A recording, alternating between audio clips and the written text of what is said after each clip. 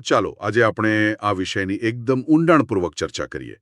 મતલબ કે અત્યાર સુધી આપણે પર્યાવરણ બચાવવા વિશે જે કંઈ પણ વિચારતા હતા ને તેને આજે સાવ નવા જ દૃષ્ટિકોણથી જોવાનો છે. બિલકુલ. કારણ કે આ માત્ર વૃક્ષો બચાવવાની કે પ્લાસ્ટિક ઓછું વાપરવાની વાત નથી રહી. હવે આ આખી સિસ્ટમ એક પ્લેનેટરી સાયન્સ બની ગઈ છે. હા, અને એટલે જ આજે આપણે સુરતની સાર્વજનિક યુનિવર્સિટી અંતર્ગત આવતી Shri Ramakrishna institute of computer education and applied science એટલે કે SRKI ત્યાંના BSc એન્વાયરમેન્ટલ સાયન્સ પ્રોગ્રામના સ્ત્રોતોનું વિશ્લેષણ કરી રહ્યા છીએ. સાચી વાત છે. આ કોર્સમાં આબોહવા પરિવર્તનથી લઈને ઇકોસિસ્ટમ અને માનવીય પ્રવૃત્તિઓની જે અસરો થાય છે તેનો એકદમ ડેટા આધારિત વૈજ્ઞાનિક અભ્યાસ કરાવવામાં આવે છે. પણ જુઓ, મને એક અહીં પ્રશ્ન થાય છે. આ પ્રોગ્રામ 3 વર્ષનો અંડરગ્રેજ્યુએટ કોર્સ છે. એમાં પેલું જીઓ ઇન્ફોર્મેટિક્સ અને રિમોટ સેન્સિંગ જેવા ભારેખમ વિષયો ભણાવવામાં આવે છે.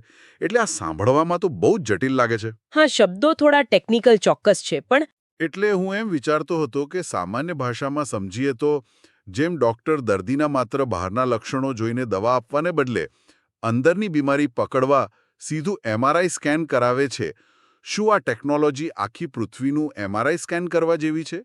અરે વાહ, તમે બહુ જ સચોટ ઉદાહરણ આપ્યું. આ બરાબર એવું જ છે. રિમોટ સેન્સિંગ એટલે સેટેલાઇટની મદદથી પૃથ્વીના ડેટાનું કમ્પ્યુટર દ્વારા એનાલિસિસ કરવું. ઓહ, એટલે જમીન પર ગયા વગર જ બધી ખબર પડી જાય. એક્ઝેક્ટલી.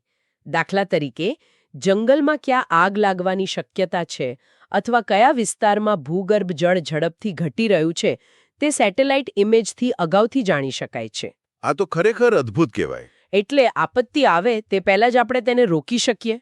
બિલકુલ. આ કોર્સ માત્ર શું થઈ રહ્યું છે તે નહીં શીખવતો, પણ આ બધું શા માટે અને કેવી રીતે થઈ રહ્યું છે તેની ટેકનિકલ સમજ આપે છે. પણ એક મિનિટ, મને અહીં થોડી શંકા જાય છે. આ બધી તો બહુ જ હાઈ લેવલની આધુનિક ટેકનોલોજી છે. એક સામાન્ય કોલેજમાં ભણતો વિદ્યાર્થી આંતરરાષ્ટ્રીય સ્તરના સેટેલાઇટ ડેટાનો એક્સેસ મેળવીને પ્રેક્ટિકલ ઉપયોગ કેવી રીતે કરી શકે? તમારો પ્રશ્ન એકદમ વ્યાજબી છે. મોટાભાગે લોકોને એવું જ લાગે કે આ બધી માત્ર કાગળ પરની વાતો હશે. પરંતુ અહીં જે SRKI સંસ્થાનું માળખું કામ લાગે છે.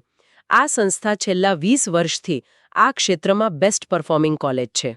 અચ્છા, 20 વર્ષથી. હા, અને એમની પાસે અત્યાધુનિક લેબોરેટરીઝ અને ICT ક્લાસરૂમ્સ તો છે જ, પણ સૌથી મોટી વાત એ છે કે આ સંસ્થા ઇસરોના Indian institute of remote sensing એટલે કે IIRS અને UNEP માટે નોડલ સેન્ટર છે. અરે, એક મિનિટ, UNEP અને ઇસરો અંડરગ્રેજ્યુએટ લેવલ પર? હા, બિલકુલ.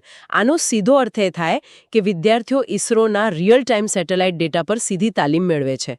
તેઓ માત્ર પુસ્તકો વાંચતા નથી, પણ વૈશ્વિક આબોહવા નીતિઓનો પ્રેક્ટિકલ અનુભવ લે છે. મતલબ આ તો જાણે વૈશ્વિક પર્યાવરણ મિશનનો સીધો બેકસ્ટેજ પાસ મળી ગયો હોય એવું છે. આ રીતે જ્યારે વિદ્યાર્થીઓ તૈયાર થાય ત્યારે તો ભવિષ્યની કારકિર્દીના દરવાજા આપોઆપ ખુલી જતા હશે ને? હા, એટલે જ ઇન્ડસ્ટ્રીયલ ટ્રેનિંગ અને પ્લેસમેન્ટ પર અહીં ખાસ ભાર મુકાય છે. જુઓ, અહીંથી જ વાત ખરેખર રસપ્રદ બને છે. સામાન્ય રીતે આપણને એવું લાગે કે પર્યાવરણનો અભ્યાસ કર્યો એટલે માત્ર કોઈ પોલ્યુશન કંટ્રોલ લેબમાં બેસીને પાણી કે હવાનું ટેસ્ટિંગ જ કરવાનું હશે. પણ મને લાગે છે કે વાસ્તવિકતા આનાથી સાવ અલગ છે, રાઈટ? એકદમ સાચી વાત છે. લેબમાં કામ કરવું એ પણ એક બહુ સારો વિકલ્પ છે જ. પણ વાત ત્યાં અટકતી નથી. આજના એન્વાયરમેન્ટલ સાયન્ટિસ્ટ સરકારી નોકરીઓ જેમ કે UPSC અને GPSC માટે પણ પૂરી રીતે સક્ષમ હોય છે. ઓહ, એટલે ગવર્મેન્ટ સેક્ટરમાં પણ ડિમાન્ડ છે. હા તો, ફોરેસ્ટ વિભાગ, geological survey, maritime board, water and sewage supply board, urban planning, આ બધામાં વિશાળ તકો રહેલી છે. અને પેલું વાઇલ્ડ લાઇફ ફોટોગ્રાફી અને ટુરિઝમનું પણ મેં ક્યાંક વાંચ્યું હતું.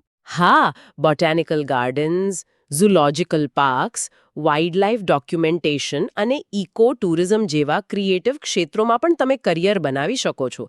એટલે કે આ કોર્સ વિદ્યાર્થીઓને આજની સૌથી મોટી વૈશ્વિક જરૂરિયાતો ઉકેલવા સક્ષમ બનાવે છે. બરોબર છે. એટલે જેમને પણ આ ભવિષ્યના ફિલ્ડમાં રસ છે તેઓ સીધો સાર્વજનિક યુનિવર્સિટીના MTB college campus Athwa line સુરતનો સંપર્ક કરી શકે છે, અથવા તો ઘરે બેઠા તેમની વેબસાઇટ www.srki.ac.in પર જઈ શકે છે. હા, ત્યાંથી એમને સ્કોલરશિપ અને હોસ્ટેલ ફેસિલિટી વિશેની પણ પૂરી માહિતી મળી જશે. રાઈટ. તો ચર્ચાને અંતે શ્રોતાઓ માટે એક વિચાર મૂકતા જઈએ. આપણે હંમેશા કુદરત અને ટેકનોલોજીને એકબીજાના કટ્ટર વિરોધી માનતા આવ્યા છીએ. હા, મોટાભાગે એવું જ મનાય છે કે મશીનો એટલે પર્યાવરણનો નાશ. એક્ઝેક્ટલી. પરંતુ આજના વિશ્લેષણ પછી એક પ્રશ્ન ઊભો થાય છે. શું એવું બની શકે કે રિમોટ સેન્સિંગ અને સેટેલાઇટ ડેટા જેવી અત્યાધુનિક ટેકનોલોજી જ ભવિષ્યમાં કુદરતને બચાવવાનું આપણું સૌથી મોટું હથિયાર બને? જે ટેકનોલોજીથી આપણે ઉદ્યોગો વધાર્યા, શું તે જ ટેકનોલોજી પર્યાવરણનો અંતિમ ઉદ્ધારક બની શકે ખરી?